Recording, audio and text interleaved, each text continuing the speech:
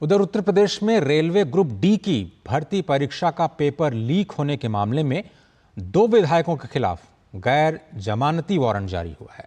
इनके नाम है बेदीराम और विपुल दुबे। बेदीराम गाजीपुर से सुहेलदेव भारतीय समाज पार्टी के विधायक हैं और विपुल दुबे ज्ञानपुर सीट से निषाद पार्टी के टिकट पर विधायक बने हैं। इस मामले में विधायक बेदीराम और विपुल दुबे समेत 19 आरोपियों के खिलाफ मुकदमा पहले से चल रहा है। अदालत ने कृष्णानगर इंस्पेक्टर को 26 जुलाई तक गिरफ्तारी वारंट तामील करने के निर्देश दिए हैं। एसटीएफ ने फरवरी 2006 में बेदीराम और विपुल दुबे को पेपर लीक मामले में अरेस्ट भी किया था। एसटीएफ ने आरोपियों के पास से रेलवे भर्ती ग्रुप डी की परीक्षा का प्रश्न पत्र बरामद होने का भी दावा किया था। जांच के बाद पुलिस ने चार्जशीट भी दाखिल कर दी थी। कोर्ट ने बेदीराम और विपुल दुबे की हाजिरी माफी की अर्जी को भी अब खारिज कर दिया है।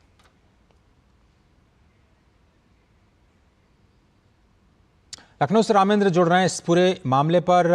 रामेंद्र, बहुत धन्यवाद। अब दोनों मौजूदा विधायकों की मुश्किलें और भी बढ़ने जा रही हैं, ऐसा लग रहा है, क्योंकि अब लगता है कि कोर्ट की तरफ से, प्रशासन की तरफ से अब उन्हें कोई छूट देने के पक्ष में नजर नहीं आ रहा है। बिल्कुल अजय, अगर आप देखिए ना कि जिस तरीके से जो पिछली परिस्थितियां और इन परिस्थितियों में कितना बदला है। उत्तर प्रदेश ने नया कानून बनाया है कि अगर इस तरीके के भर्ती बोर्ड के पेपर लीक होंगे तो उन्हें अलग कानून है और रिकवरी के लिए कठोर कानून बनाए गए हैं। भारत सरकार भी इस पर है। बेदीराम के तो इतने वीडियोज आए हैं कि छात्र पैसे मांग रहे हैं, जो परीक्षार्थी वो पैसे मांग रहे हैं कि हमारा नियुक्ति नहीं हुई। वो कह रहे हैं कि नहीं साहब, नियुक्ति हो जाएगी, परेशान होने की जरूरत नहीं, हमने बहुत सारे लोगों को नियुक्ति कराई है।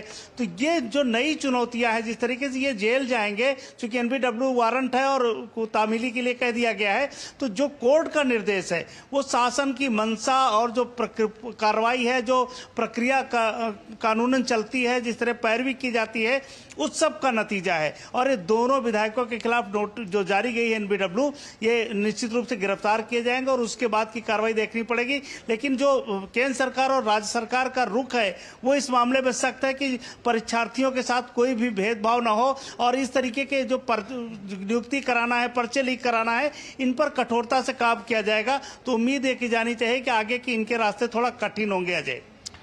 लेकिन ये जो 26 जुलाई तक गिरफ्तारी वारंट पर तामील करने का निर्देश दिया गया है, तो फिर अदालत मतलब कहां पर ये कार्रवाई होगी? और जिस तरह से आप बता रहे हैं, क्या इनके खिलाफ जो फैसला आएगा वो नए कानून के तहत आएगा? उत्तर प्रदेश में तो बहुत कड़े कानून बना दिए गए हैं। भारी जुर्माना, अगर मैं गलत नहीं तो 1 करोड़ का जुर्माना या फिर 20 लाख की सजा। Please correct me if I am wrong. नहीं अजय, जिस समय कानून लागू होता है ये तो नए कानून के तहत इसके खिलाफ कार्रवाई नहीं होगी इन दोनों विधायकों के खिलाफ। लेकिन कृष्णानगर एसओ से कहा गया गिरफ्तारी करिए और चार्जशीट ऑलरेडी फाइल कर दी गई है, तो कार्रवाई तो एक स्तर पर पहुंच गई। चार्जशीट फाइल होने का मतलब है कि आप उसमें जो भी दोषी बनाए गए होंगे वो सारा कोर्ट के सामने प्रोड्यूस हो गया। अब आप हाजिर हो गए तो फिर या तो बेल देगी या आपको जेल भेज देगी, 2 विकल्प हैं। तो ये चुनौतियां जो हैं वो बढ़ेंगी। हो सकता है कि जब चार्जशीट आ जाने के बाद कई चुनौतियां बढ़ती हैं कि सारी कोर्ट उसकी प्रोसीडिंग देखती, क्या क्या इन्होंने किया है, कितना फंड इकट्ठा किया, कितने लोगों की नौकरियां दिलाई है। तो ये जब सारी चीजें कोर्ट के सामने आएंगी तो शायद चुनौतियां बढ़ेंगी अजय इनकी, क्योंकि कोर्ट फिर अगले चरण में चला जाएगा कि कैसे इस पर आगे की कार्रवाई करनी है। लेकिन चूंकि ये गैर जमानती वारंट है, तो फिर इन दोनों ही माननीय विधायकों का अब जेल जाना तकरीबन तय हो गया है। देखिए, गैर जमानती ये है कि कोर्ट हाजिर हो, अभी कोर्ट में जाएंगे तो बेल के लिए एप्लीकेशन डालेंगे, लेकिन इनको कुछ समय के लिए जेल भेजा जा सकता, हो सकता बाद में बेल मिले, हो सकता ना भी मिले। क्योंकि जिस तरीके से कठोर हैं सरकारें, जिस तरीके से पैरवी की कार्रवाई बहुत तेजी से की जा रही है, जिससे प्रशासनिक अमला है पैरवी कर रहा है न्यायालयों में जाकर के ऐसे मामलों की, तो उम्मीद यह है कि इनके लिए थोड़ा सा दिक्कत बढ़ेगी और ये कानूनी जो जिस रूप में कानून में फंस गए हैं उससे निकलना शायद बहुत भारी होगा इनका, कि निकल पाए, उम्मीद कम है। अजय, रामेंद्र, बहुत धन्यवाद। आप नजर बनाए रखें, हम लगातार आपसे अपडेट देते रहेंगे। फिलहाल शुक्रिया आपका बातचीत कर लिए। और आगे बढ़ते हैं। प्रधानमंत्री नरेंद्र मोदी 2 देशों यानी रूस और